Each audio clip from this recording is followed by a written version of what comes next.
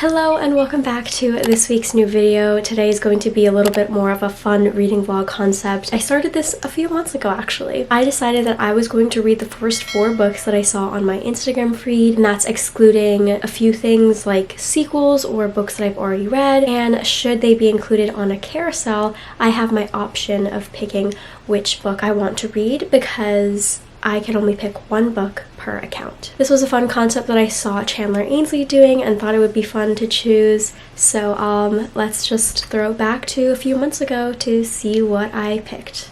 Okay, I just made a post, so I'm gonna start screen recording because I'm gonna start looking at books. I'm gonna just do not disturb also. All right, here we go. We're looking. The Oscars were last night, so there's a lot of like Oscar posts. Oh, I found one. Murderino reads The Golden Spoon by Jessa Maxwell. It looks like a thriller. Katie is saying that if you're a fan of Bake Off, you'll love this. So you're following the POV of each contestant. Alright, it's a thriller, which bonus points. First book, Barnes & Noble. Does that count? But I already read Babel. I really like this post actually. So there's a few options here and there is absolutely no description of any of these. I have to choose. I definitely have heard of If We Were Villains by ML Rio, so I guess we'll go with something that sounds familiar. Oh, here we go. Here is part 1. I really like this. Ooh, oh my gosh. Gorgeous. But I did say 1 per account, so I'm just gonna scroll through beautiful, even more beautiful, and just appreciate everyone's look and the book. I also followed some new book accounts last night in preparation for this. Okay, Avon posted something, but I don't think it's out yet because they're working on it with the show, so can't read that. Okay, here's one. Best books I read in February. Ooh, okay, so this one also is going to have multiple options. Okay, we love a romance since I already have a thriller, but there's also maybe not that many descriptions, just a short reason why they liked this. I think I'm gonna go with the romance because I don't usually have the most similar tastes as this account, A Paperback Life. I believe her name is Bernie. So we're gonna go with Take the Lead by Alexis Daria. Ooh, okay. This is a new account that I followed yesterday. Ariana from Italy, ooh. But I've already read The Secret History. I think I just have 1 more to pick. Oh, here we go. Okay, Lala. This one also has many options. Wait, I was already going to read The Spitehouse for her book club, so we're just gonna screenshot that as well.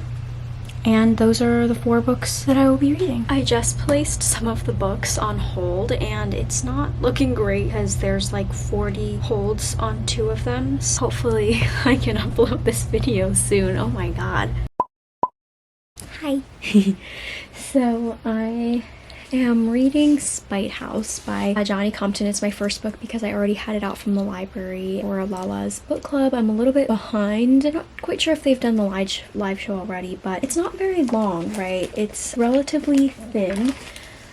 Oh my god, the other one just took my spot, but it's less than 300 pages, and so I'm pretty sure I'm like about halfway through it, and it's so boring. Nothing's really happening. Nothing's actually really happened yet. Eric Ross is running from his own past. He sees an ad in the newspaper saying that if you move into this house to document whatever is going on in it, whatever strange activities may be going on, you will receive a large sum of money at the end of it. And I believe it's a haunted house, but the ad doesn't quite say that. So Eric is running from his own past and he really needs the money. So he takes his 2 daughters and he moves in. At this point, they've spent like a night or 2 there and something strange is definitely going on. It's told in a few different perspectives, and the previous caretakers of the house who were there went a little bit insane. One of them is now mute. One of them was hospitalized. It's not very clear what exactly happened to them. I really want to finish this book because it's a vlog, but I don't feel like I'm going to be rating it very high. It's just very slow going, so I'm hoping that it's going to be good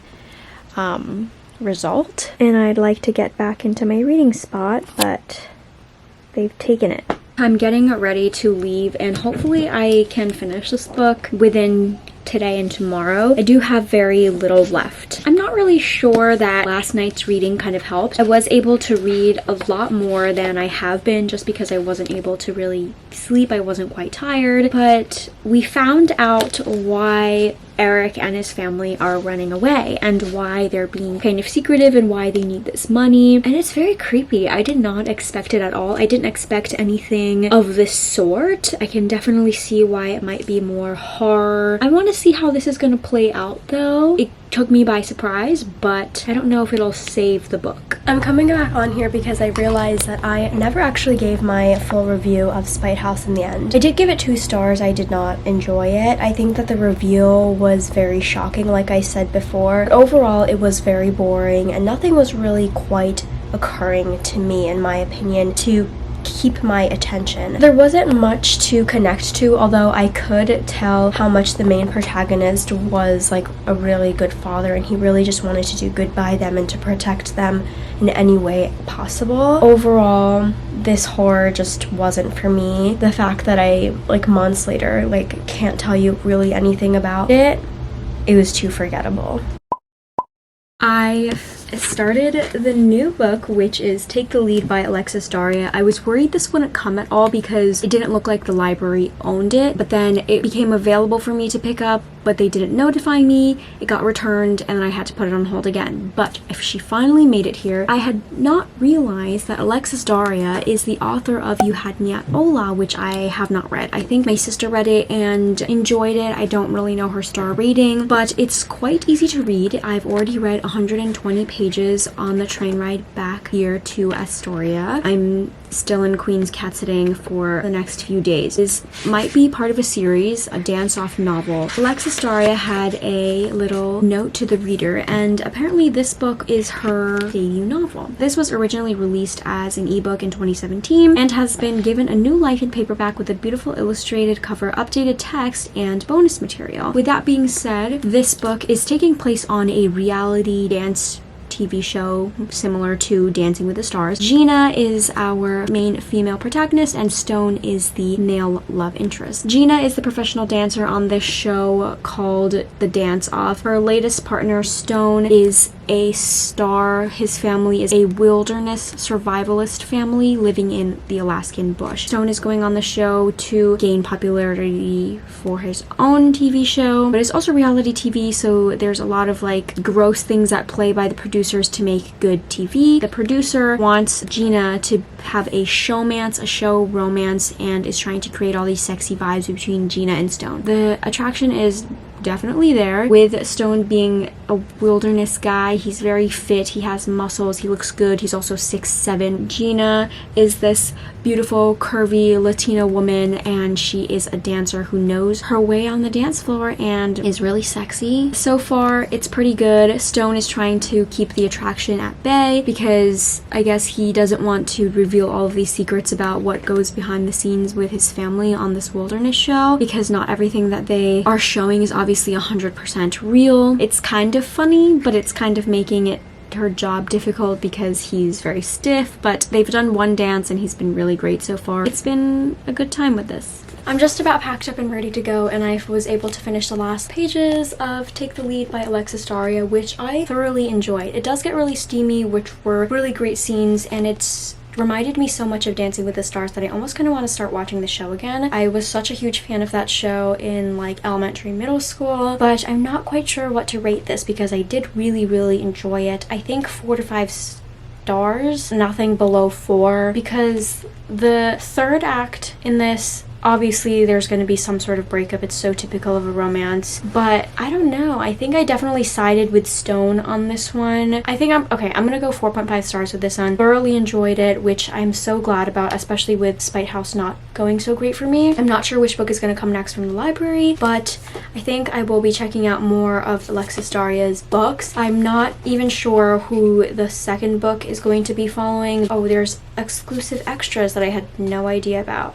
Oh, it's gonna be about Natasha and Dimitri in Dance With Me. I definitely will read that bonus scene through before I head out. 4.5 stars. I feel really good about this series now. I was gonna do the midway check-in for this book and I ended up not. I hate this. Oh my god. So this is If We Were Villains by ML Rio. I started it on Friday. Oliver is being released from jail. Detective Colborne wants to know the truth after 10 years and Oliver is finally ready to tell it. 10 years prior, Oliver is in college. He is one of 7 young Shakespearean actors in their 4th year in their senior year. The balance of power begins to shift, good-natured rivalries turn ugly, and on opening night, real violence invades the students' world of make-believe. So it's very much dark academia, and it reminds me of The Secret History, but like isn't doing enough for that, so it's really bland and boring. It doesn't help that I also just do not enjoy Shakespeare, so I'm DNFing this. I don't want to waste my time with this any more than I have, so I'm DNFing this at page 97. I don't understand why this book was so popular. I see a lot of 4 to 5 star reviews for it for people that I follow, booktubers, and just like overall the rating of this I feel like is quite high and I really just don't see it. The average rating is 4.22, which I think is pretty good, but then like the bad reviews are basically saying everything that I am, that it's really bland. The characters are so fucking pretentious and annoying and don't find them as distinguishable, and I just don't want to continue it. I started The Golden Spoon. It finally came from the library. Pro tip, if your book has been on hold or like transit for a long time, just cancel it and then recheck the book out. Like put it on hold again, because my book was available in many branches and it still wasn't coming. But anyway, I'm 40% of the way through, and obviously this show is based off of Bake Off. So this is following 6 bakers. They are all chosen as contestants for the show called Bake Week at Grafton Manor, where the owner of the manor is also the judge of the show. They're still working in a tent. There's a second judge named Archie who's new to this 10th season. One day there is a murder and one of the contestants, I guess, or someone is dead. Someone dies on set. Secrets emerge that threaten to put them all in an unflattering glare of notoriety. And this is also a debut novel. So far, it's okay. It's like a straight rip-off of Bake Off. Bake Off is a beloved show. I love that show a lot. I really miss it. I'm excited for it to come back this year. I like literally watch it with my family. Like the reason why they're saying like Bake Week is such a great show is like literally all the reasons why Bake Off is such a great show, like why it's so wholesome. I also feel like it works because it's not American, where Americans just are terrible and trashy and they yell at each other and it's all greed because there's a cash prize at the end. I don't know about the cash prize at the end for this one, but I think the Golden Spoon prize is dumb.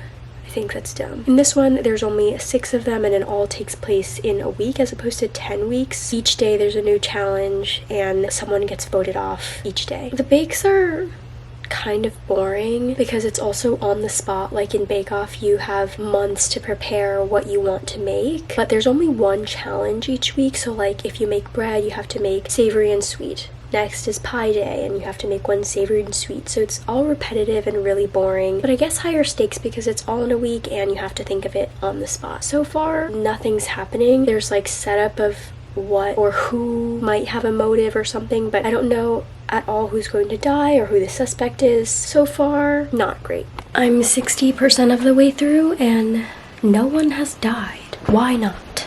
Someone die. The reveal of who died makes this interesting.